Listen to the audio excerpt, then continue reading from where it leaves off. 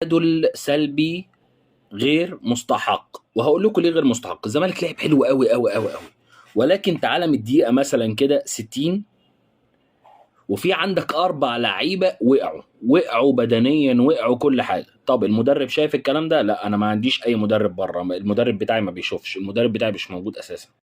زي ما قلت لك من اول الدقيقه 60 المفروض في 3 على الاقل يتبدلوا، 3 رسمي. تمام، هل المدرب بدل حد؟ لا والله، اصل مش فاضي بدل، انا مش شايف الماتش اساسا. طيب تعالى بقى، اول واحد المفروض يتبدل من الدقيقه 60 مصطفى شلبي. تمام، بعديها على طول دونجا مش قادر وبيباصي غلط ومش قادر، خلاص تعب، باين انه تعب، لا هسيبه.